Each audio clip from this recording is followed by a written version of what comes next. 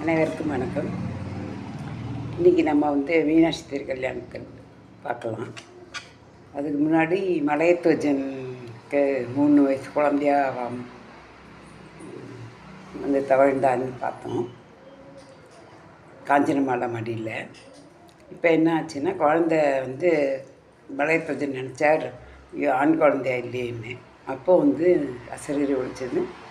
இந்த பொண்ணு தகுந்த நேரத்தில் தடாகை பிராட்டின்னு பேர் வச்சு நீ மதுரைக்கு பட்டாபிஷேகம் பண்ணலாம் அப்படின்னு சொல்லி, சரி சந்தோஷமாக குழந்தை நல்லா வளர்ந்தது.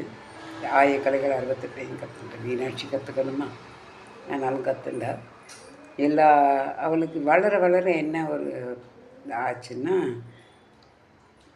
எல்லாருக்கும் 2 மார்பகங்கள் தான் இருக்கும். ஆனால் மீனாட்சி அம்மைக்கு 3 மார்பகங்கள் இருந்தது.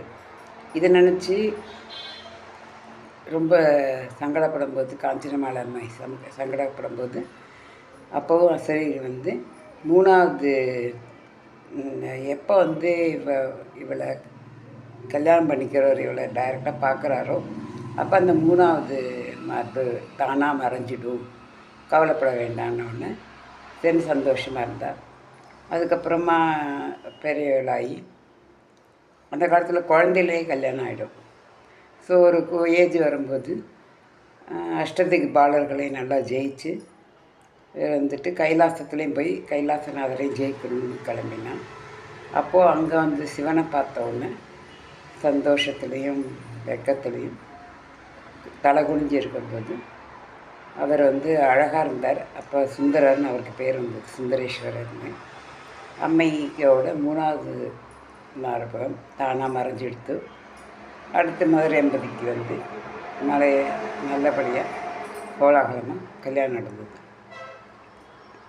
இது கல்யாணம் சந்தோஷமாக நடந்தது.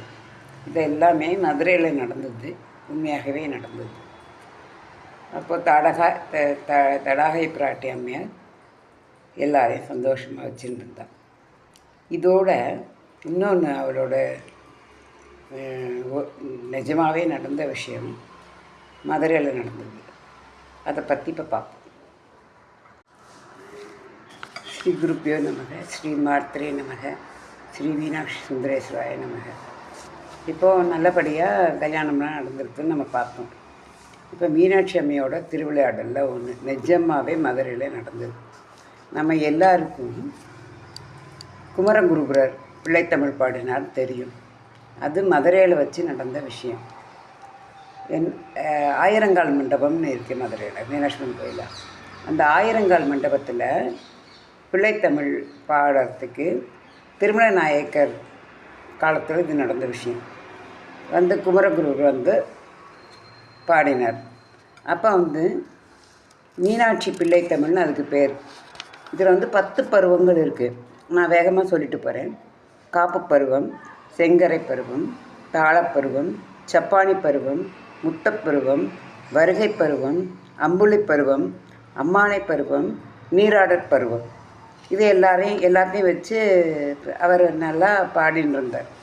அப்போ வருகை பருவம் வரும்போது என்னாச்சுன்னா, மீனாட்சி அம்மை அந்த சன்னதி தன்னோட கற்பகிரகத்திலேருந்து பச்சைப்பாவாடை பச்சை சட்டை போட்டு எழுந்து வந்தது. அவர் படிச்சுட்டு இருக்கும்போது அதை எழுந்து திருமண நாயக்கர் மன்னர் மடியில் உட்காண்றது.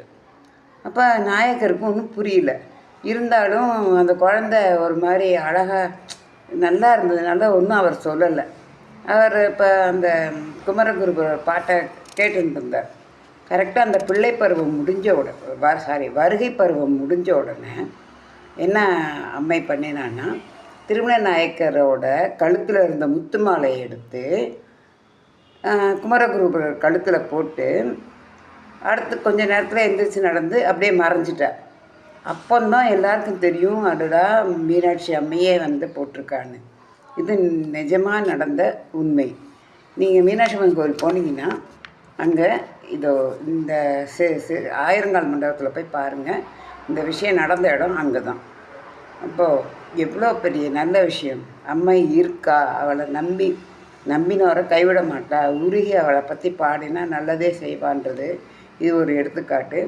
உங்களுக்கு வருகை பருவம் பாடல் கேட்டதுன்னா அதை நான் அடுத்த இதில் போடுறேன். அதை நீங்கள் பாடலாம்.